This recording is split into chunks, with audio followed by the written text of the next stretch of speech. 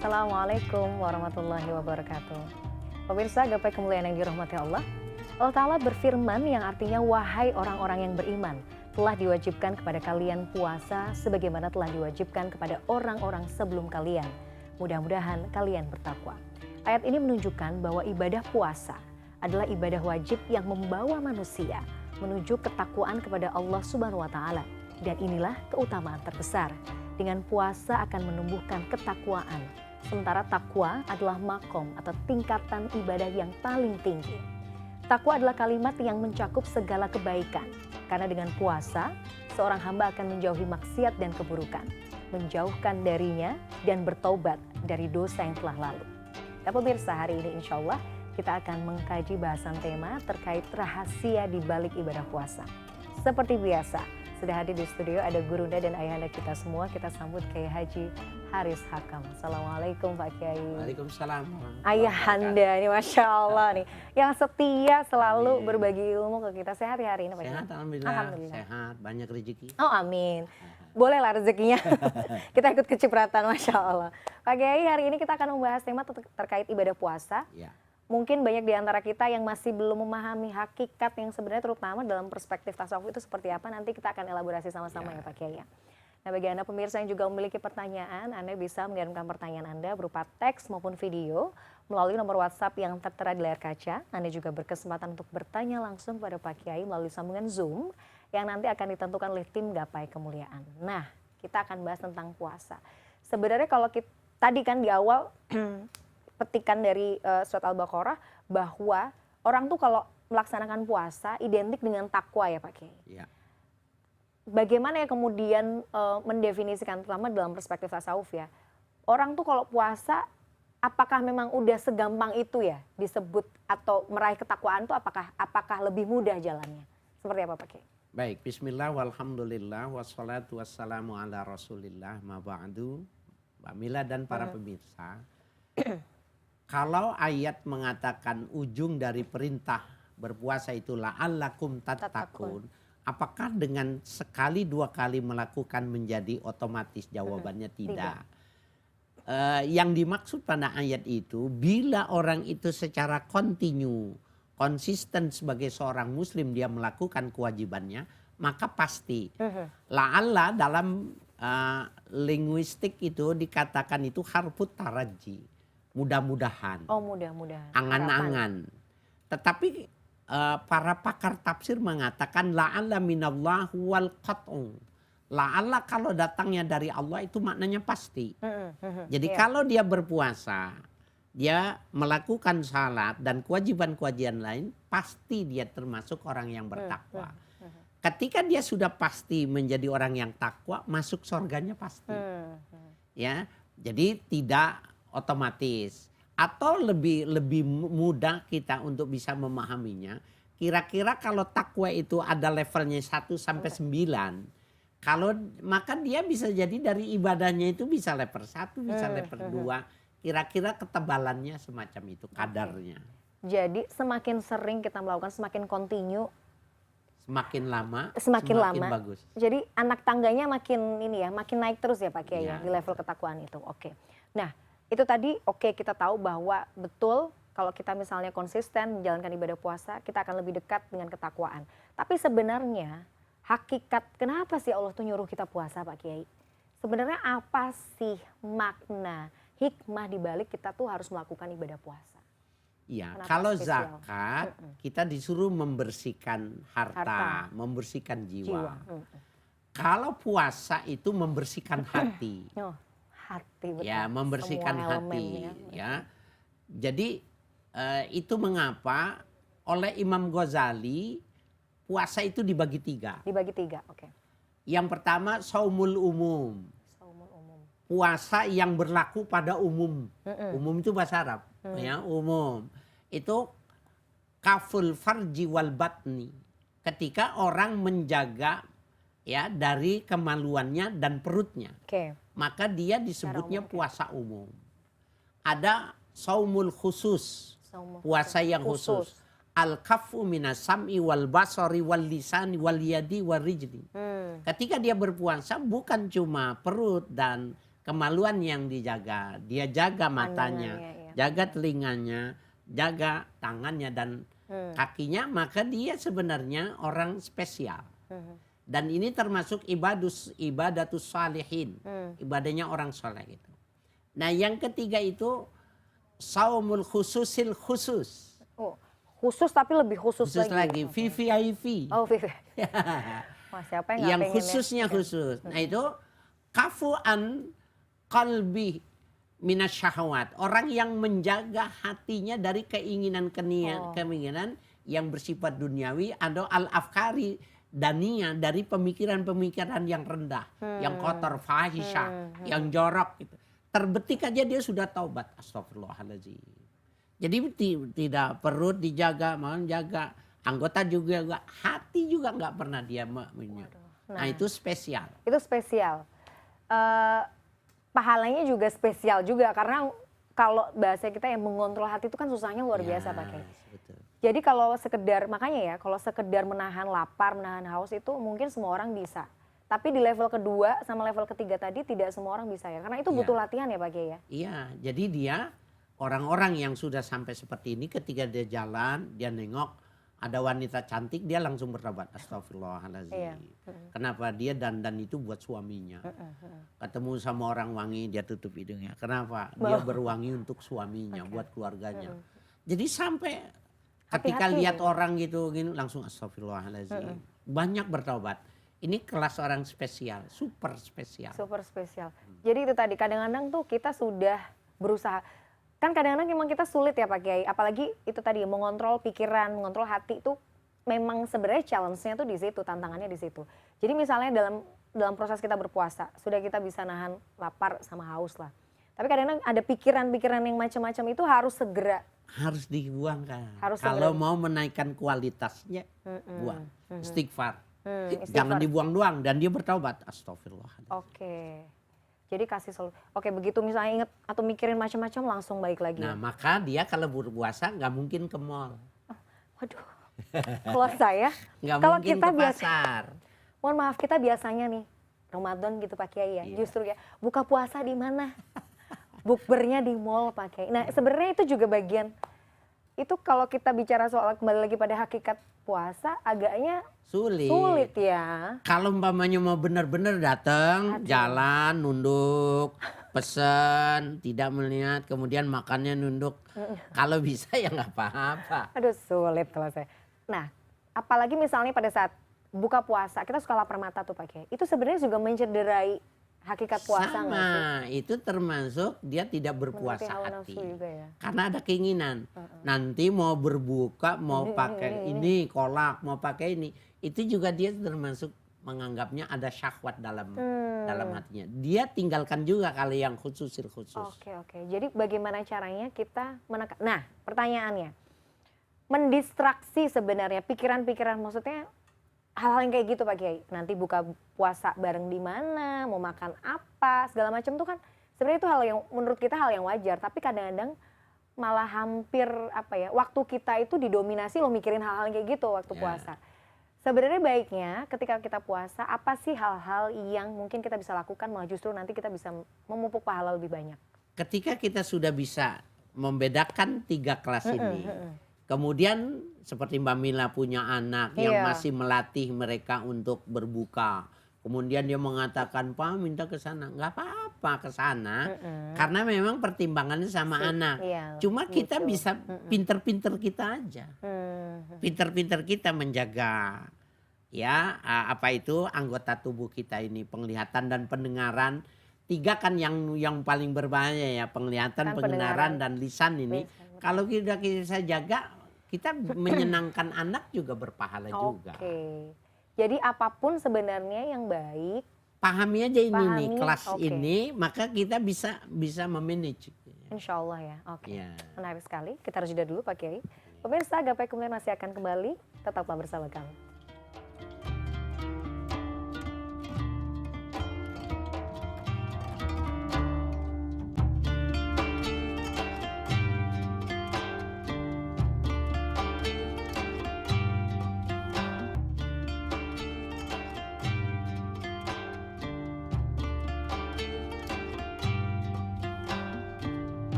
Assalamualaikum warahmatullahi wabarakatuh.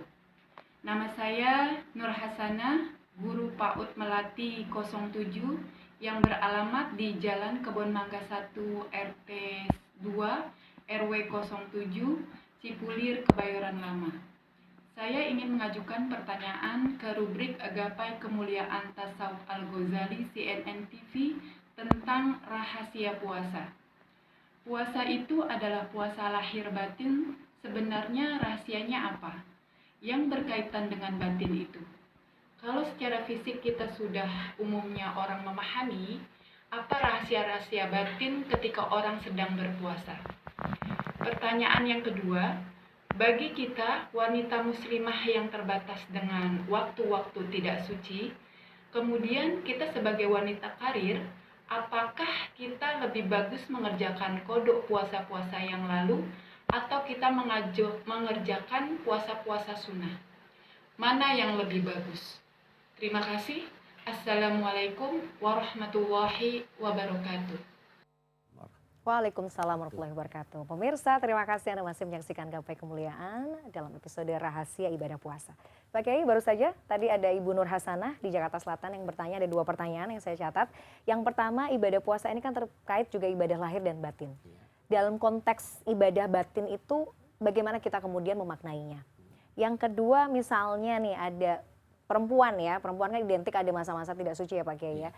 Masa-masa haid. Nah, ketika misalnya masa haid dan kemudian memiliki hutang puasa, itu baiknya bagaimana? Apakah lebih dahulu kemudian mengganti ibadah puasa wajibnya atau bisa dengan puasa sunnah?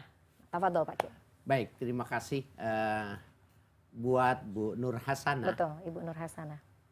Imam Al-Ghazali memberikan sebuah pemahaman yang sangat esensial. Annal maqsuda bisaum at-takhalluqu bi khuluqillah, bahwa orang yang berpuasa itu melakukan perilaku Allah. Waqtida'u bil malaikati anisyahawat. Yang kedua mengikuti para malaikat yang mereka itu menghindarkan dari segala keinginan-keinginan. Nah, apa yang dimaksud dengan 2 hal yang dimaksud oleh Imam Ghazali? Bahwa Allah Subhanahu wa ta'ala itu pemurah. Allah Subhanahu wa ta'ala itu punya atensi yang kuat dan murah dalam memberikan rezeki. Bagaimana caranya? Allah enggak memasukkan sesuatu pada zatnya. Maka manusia yang banyak berpuasa, maka dia akan murah. Itu pertama rahasianya. Jadi kalau orang yang semakin banyak berpuasa, maka dia semakin banyak memikirkan orang lain. Kenapa? Dia tidak merasa membutuhkan. Apabila dia merasa selalu mencukupinya, bahkan dia memperhitungkan untuk besok dan untuk besok, pasti orang ini pasti pelit. Itu yang dimaksud yang pertama. Yang kedua, wal iktida'u bil malaikati anisyahawat, mengikuti para malaikat, mereka itu menghindar dari keinginan-keinginan. Malaikat itu tidak makan, tidak minum. Kerjanya cuma ibadah saja. Apakah manusia bisa seperti itu? Bisa. Bahkan manusia bisa lebih tinggi dari malaikat. Tapi dia bisa lebih rendah dari binatang. Nah, kapan? Kalau malaikat tinggi, nggak usah dibilang tinggi, orang dia nggak punya nafsu. Tapi kalau manusia bisa memanage waktunya, bisa memanage nafsunya, sehingga dia menyerupai malaikat, maka otomatis dia punya lompatan lebih tinggi. Itu rahasianya ketika orang kenapa disuruh puasa. Jadi kalau orang pelit, suruh aja puasa. Ya, banyak puasa, nanti lama-lama dia akan lahir dari dalam itu khuluqil khalqillah, ya, lahir dalam dirinya itu tadi akhlak-akhlak yang dari Tuhan itu. Jadi Pak Kiai, sebenarnya penyakit-penyakit hati, mau itu ngomongin orang, iri, dengki, hasad, apalah segala macam itu, obatnya bisa sama puasa ya Pak Kiai? Puasa. Oke. Di samping membersihkan hati. Jadi kalau kita berdosa, fayuktabu fi qalbihi nuqtah sauda. Orang berdosa ada titik hitam di hatinya. Kalau 2 kali, 3 kali dan seterusnya, maka bisa jadi hitam. Kalau dia bertobat, maka ditip catatannya. Tapi hatinya belum. Nah, dia kalau dia berpuasa itu seperti diperas gitu. Jadi sari-sari yang kotor itu tuh keluar ya. Nah, jadi orang yang banyak Oke. berpuasa pasti lembut hatinya. Masya Allah. Jadi orang yang berpuasa itu lembut hatinya, jauh Iya. dari penyakit hati ya Pak. Iya. Masya Allah. Itu mudah-mudahan Ibu Nur Hasanah bisa menangkap. Terus yang kedua Pak Kiai, Oke. soal hutang tadi. Nah, yang kedua, faman kana maridon au ala safarin fa'iddatum min ayyamin ukhar. Barang siapa yang dalam perjalanan atau dia sakit, fa'iddatum min ayyamin ukhar, hendaknya dihitung, kemudian dibayar pada waktu yang lain. Ayat ini tidak menggunakan mengkodok, tetapi ini terminologi kodok ayat ini. Jadi kalau pada Ramadan dia nggak bisa karena memang ada 6-7 hari dia mesti melakukan yang ritual rutinitas semacam itu, maka dia mesti wajib. Wajib. Daripada dia mengerjakan yang sunnah-sunnah, lebih baik dia mengkodok. Karena itu wajib ya Pak Kiai. Bagaimana dengan wanita karir? Repot kan kalau puasa terus. Maka boleh saja dia pilih Senin atau Kamis. Ya, Sabtu Minggu umpamanya dia buat ini, boleh dia Sabtu sama Kamis.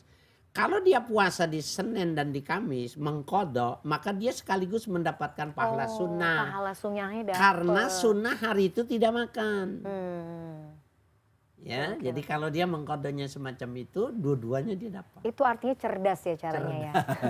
Jadi ibarat kata ya, sekali mendayung 2-3 pulau terlampaui. Ya, Oh jadi boleh ya, makanya akan lebih baik kalau misalnya punya utang puasa dikerjakannya pada saat hari-hari sunnah. Iya. Nah, tapi bicara soal puasa sunnah Pak Kiai, sebenarnya kan dalam Islam itu kita belajar ada banyak ya, ada yang puasa sunnah harian yang Senin Kamis, ada kemudian yang di beberapa hari dalam 1 bulan, ada puasa juga puasa Daud yang kita mungkin tahu ya, sehari puasa sehari tidak. Sebenarnya adakah mungkin mana puasa satu yang lebih afdal dari yang lain, atau sebenarnya itu tergantung juga, bisa kita lakukan tergantung kebutuhan? Subhanallah. Kalau ibadah puasa yang sunnah yang memiliki keutamaan selain daripada Ramadan itu adalah as-saumul muaqqat. Puasa yang ada waktunya. Oke. Puasa Muharram. Oh iya, Kemudian puasa Muharram. Asyru Dzulhijjah. 10 hari di bulan Zulhijjah. Dan itu Nabi tidak mengosongkannya itu. Tidak pernah melewatkan. Ya. Kemudian Ashhurul Hurum, pada bulan-bulan yang dimuliakan oleh Allah. Kemudian Arafah.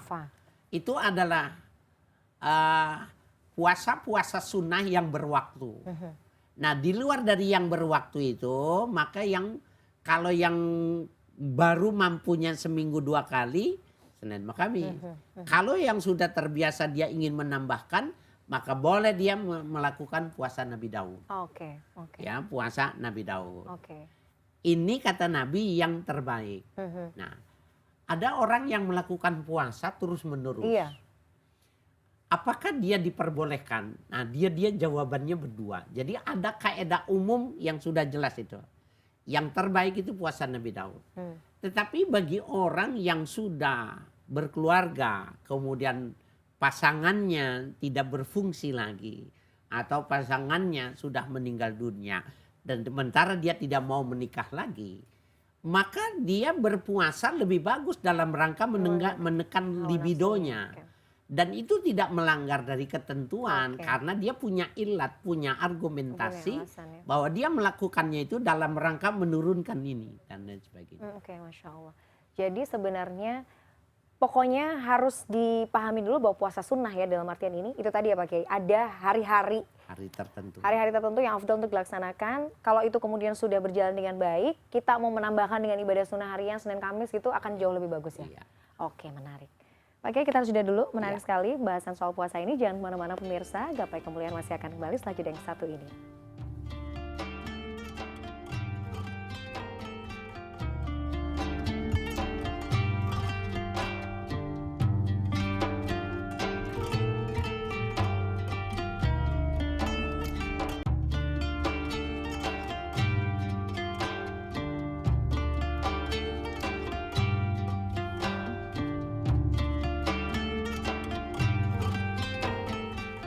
Pemirsa, Anda masih menyaksikan Gapai Kemuliaan dalam episode rahasia di balik ibadah puasa. Pak Kiai, pertanyaan masih sekitar puasa sunnah. Misal nih pagi-pagi hari Senin, saya emang nggak ada rencana untuk puasa nih. Cuman karena bangun pagi, aduh nggak masak juga ya, nggak ada bahan di kulkas. Yaudah deh niatin puasa, tapi sudah lewat waktu subuh, itu masih boleh ya? Bahkan Puasa. Nabi pernah melakukan. Oh oke. Ya, Nabi pernah melakukan. Jadi habis subuh belum makan, belum minum, tanya kepada istri beliau, adakah sesuatu yang bisa dinikmati? Beliau mengatakan tidak ada. Gitu. Kalau begitu aku puasa aja. Oke. Maka niat puasa qabla zawal masih boleh. Jadi sebelum zuhur itu puasa sunnah diniatkan boleh. Masih boleh ya? Ya. Oke. Even itu dalam hati juga nggak apa-apa ya Pak Kiai? Iya, Itu niat itu dalam Memang hati. dalam hati, Iya. artinya tidak perlu dilafalkan juga sebenarnya nggak apa-apa. Puasa sunnah, jadi gampang banget ya sebenarnya ya, Iya. nggak perlu khawatir. Nah bicara soal puasa Pak Kiai, saya pernah baca Allah itu mengatakan puasa itu untukku, kata Allah gitu. Jadi sebenarnya pahala puasa itu tidak ada definisi yang pas untuk bisa menggambarkan pahala puasa karena Allah sendiri yang akan menggantinya gitu dengan cara Allah. Apakah memang betul demikian? Iya benar. Dan itu hadis qudsi itu Oke. sangat esensial sekali ketika Allah mengatakan fa innahu li wa ana ajzi bih. Sesungguhnya puasa itu untukku. Jadi berbeda. Iya. Al-a'mal lakum. Kalau kalian Kalian beribadah beramal, buat kalian. Kalau kalian Wasaum fa innahu li. Kalau puasa kalian untukku. Wa ana ajzi bih. Kemudian aku yang memberikan balasan langsung. Jadi tidak ada manajemen malaikati gitu. Oke. Nggak ada. Masya Malaikat Allah. nggak punya catatan itu gitu. Masya Allah. Dia cuma menjadi saksi aja. Oke. Jadi Allah yang mencatatnya. Layak lamuhu illallah. Tidak ada yang tahu berapa besar pahala orang berpuasa itu kecuali Allah. Bahkan pintu di dalam sorganya juga Rayyan, babur Rayyan itu spesial bagi orang yang hobinya, ibadahnya Puasa. berpuasa. Jadi kebayang kalau kayak gitu tuh memang Allah seneng banget sama orang, sayang banget sama orang yang ahli puasa. Karena mengikuti dia. Iya. Jadi orang Nah, yang untuk Allah berpuasa, gitu loh, gimana sih? ketika orang tidak memasukkan yang bersifat material ke dalam tubuhnya, maka dia sebenarnya mensifati sifat Tuhan. Betul, Itu. betul. Nah itu mengapa mengatakan wana ajzibe. Aku yang langsung membalasnya itu tadi. Masya Allah. Jadi memang luar biasa. Bahkan bukan cuma itu kan. Kalau orang berpuasa lalu humu famis saimi atyabu indallah mirrihil misk. Yang bau saja dikasih nilai lebih tinggi dari minyak misik. Apalagi dia baca Quran. Oh iya. Apalagi dia berzikir. Berzikir. Seandainya dia diam saja, kemudian Udah dapat aromanya pahala. tidak menyenangkan, dia sang ingin takhalluk bi khulqillah, dia ingin melakukan akhlaknya Allah, yang bau saja nilainya besar. Yang bau aja menurut pandangan manusia aja nilainya besar. Besar. Apalagi yang tak kasat mata ini ya, non materialistik Iya. ini ya Pak Kiai ya. Tapi ini nggak boleh dipraktekin. Oh. Jadi kalau jam 12 siang Wah, tanya sama gitu. suamimu, ini aku bau nggak gitu. Oke, Pak Kiai, saya pernah mendengar tuh begini. Apakah betul ya? Misalnya pasangan suami istri ya sudah menikah. Si istri misalnya mau puasa sunnah itu apakah harus izin sama suami? Kalau masih muda harus izin. Oh gitu, nggak Harus boleh asal. Mas aku izin. besok mau puasa gitu. Nggak Kalau suami harus nggak izin. mengizinkan, oh nggak boleh. Nggak boleh karena dia gitu. melayani suami, pahala yang dia mau puasanya dapat dua. Dapat pahala puasa dan dapat melayani suaminya. Kalau masih muda, kalau sudah sepuh sih Terserah ya. damai berarti. Oh itu, jadi makanya kok kayaknya puasa-puasa juga diatur sih sama suami karena sebenarnya ada hikmahnya juga ya Pak Kiai ya. Oh jadi Double. harus, ya, Jadi harus ada izin. pahala yang tidak melakukan. Ya. Paham. Oke, Pak Kiai, kita bahas tentang kaitan sebenarnya kemuliaan dan juga manfaat puasa. Baik mungkin secara fisik dan juga secara hati tadi Pak Kiai. Kan sekarang ini orang baru menyadari ya, ada istilahnya dalam ilmu kesehatan ada namanya intermittent fasting. Jadi memang sengaja menjaga makan, sekian jam tidak boleh makan, sekian jam boleh makan untuk badan tuh biar sehat. Ternyata kan berarti ada korelasi sangat positif. Kalau kita rajin-rajin puasa terhadap badan itu juga ternyata membawa dampak yang luar biasa gitu. Iya Memang betul. seperti itu ya. Saya pernah baca di seorang profesor ahli biologi di Jepang itu menilai bahwa puasa kenapa diharuskan bagi orang yang mau operasi. Betul. Puasa Ambil darah, kenapa ya. menjadi sangat bagus. Ternyata orang kalau nggak makan tidak makan dalam 12 jam. 12 jam itu tidak ada asupan yang masuk itu, maka sel-sel yang setengah aktif dan negatif itu akan diberangus, dimakan oleh sel yang aktif itu tadi. Autopagi itu teori yang mengatakan itu 12 jam. Iya. Apalagi kalau kita lebih 6 jam, mohon maaf. 6 jam dalam teori autopagi 6 jam tidak ada asupan, maka sel-sel yang mati, sel-sel yang jelek itu akan dimakan. Jadi regenerasi sel gitu ya Pak Kiai? Ya, apalagi kalau 12 jam seperti kita, maka sangat menguntungkan dari secara biologis fisik, itu menguntungkan. Jadi secara fisik itu akan membawa dampak yang luar biasa ke badan, secara rohani itu juga membawa pembersihan hati. Benar, itu mengapa ada sebuah ungkapan yang mengatakan kamin sa'imin muftirun. Berapa banyak orang yang berpuasa sebenarnya dia berbuka. Berapa banyak orang yang berpuasa berbuka. Berapa banyak orang yang berpuasa sebenarnya dia berbuka. Maksudnya tuh bagaimana? Pahalanya dia nggak dapat karena ghibah. Jadi ini adalah puasa yang sia-sia. Iya, gitu. ghibah karena tapi wakam muftirin soimun. Berapa banyak orang nggak berpuasa tapi dia nilainya berpuasa. Kenapa begitu? Dia jaga matanya, dia jaga telinganya, lidahnya terutama yang tajam. Maka sebenarnya dia termasuk saim. Wa yakulu wa yashrab, padahal dia makan dan minum. Jadi puasa atau tidak puasa ya itu sarana aja, tapi kembali lagi ya. Nah kalau puasa udah capek-capek puasa tapi masih suka gibahin orang. Ya itu zong juga ya, nggak dapat ya Pak Kiai ya. Belajar. Ya, belajar. Itu juga buat saya sih, jadi kayak aduh mudah-mudahan, kadang-kadang mulut itu paling susah dikontrol ya Pak Kiai. Masya Allah, menarik sekali.